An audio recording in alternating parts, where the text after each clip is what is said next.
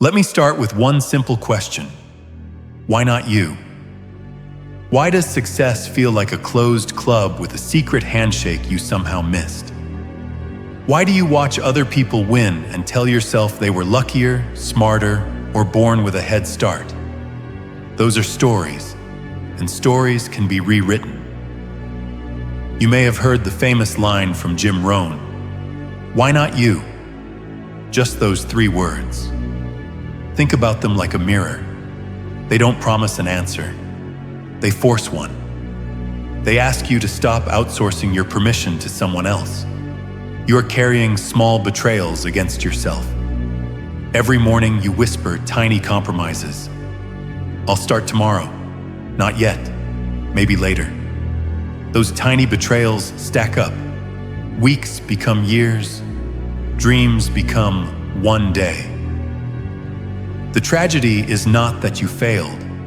The tragedy is that you let small, silent choices steal the life you were capable of living. Here's the thing nobody tells you in motivational quotes.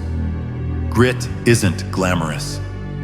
Grit is the alarm clock you set when you don't want to wake up. Grit is saying one more when your body begs to quit. Grit is showing up to the page, the gym, the work, the practice, when everyone else goes home. It's not flashy. But day after day, those ugly, faithful repetitions carve out a new destiny. You think you'll get confidence if everything lines up. That's backwards. Confidence shows up because you kept the promises you made to yourself. Start with a promise you can keep. Do it every day. Let those wins be your scaffolding. The scaffold is ugly at first. It looks like discipline, sacrifice, and boredom. But it holds up the building of your life. Fear will talk loudly. Fear will point to safer options, smaller dreams, softer versions of your life. That voice is loud because it wants to keep things predictable. Predictability equals comfort, and comfort has an elegant cost. Your future self paying with regret. Imagine standing at 60, looking back. Imagine the weight of the what-ifs.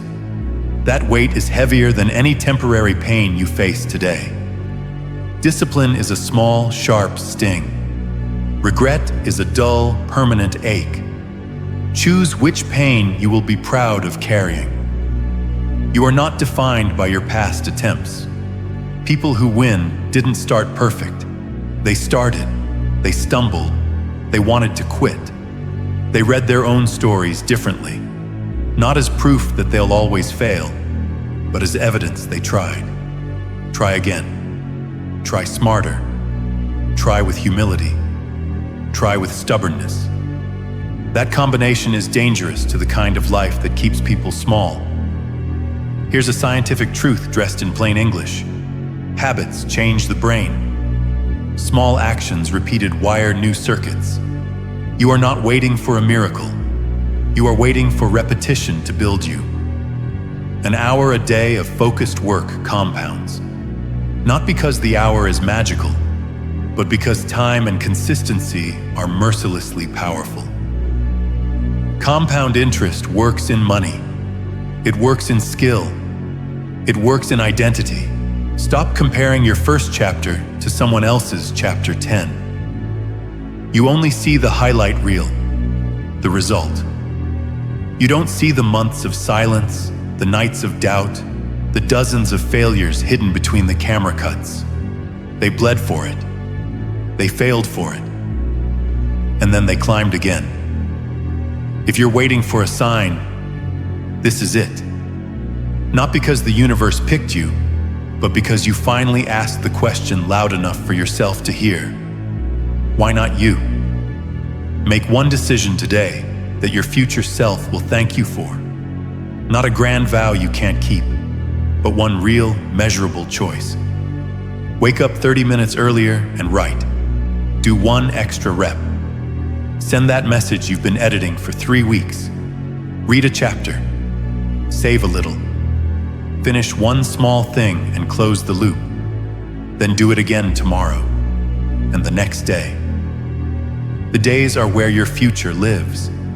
They add up quietly until they are undeniable. You will be tempted to explain why you couldn't. Don't.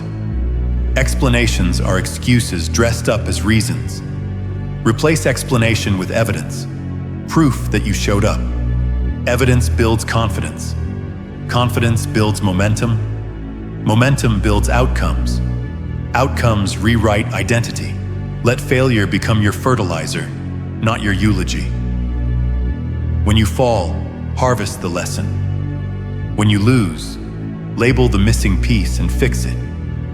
Winners are not the ones who never lost. They are the ones who used loss. They mined it for truth and left the poor versions of themselves behind. So ask again, but this time with action behind it. Why not you? Why not be the first in your family to break the pattern? Why not be the person who proves the doubters wrong? Why not be the one who finds out what they are really made of? The world is comfortable letting you stay the same because unchanged people are predictable. Be unpredictable. Be someone who refuses the script that was written for them by fear, by habit, by other people's small imaginations. One moment of courage, one message sent, one practice started, one cold morning where you go, can ripple into a life you don't yet recognize. Don't underestimate the supernatural power of a single decision repeated. You've heard Jim Rohn's line, why not you? Don't let it be a line you nod at. Let it be a threshold you step over. Start now. Not because the conditions are perfect. Start because you are not willing to be small anymore. Start because your future self deserves the chance you keep delaying. This is not a promise of ease. This is a promise of worth. You are worth the work. You are worth the discomfort. You are worth the patience and the pain and the quieter victories. So get up. Do the tiny thing you can do today. Then do the next tiny thing. Keep stacking, keep showing up. Keep being the person who refuses to ask, why not me, as a whisper, and begins asking it as a demand. Why not you?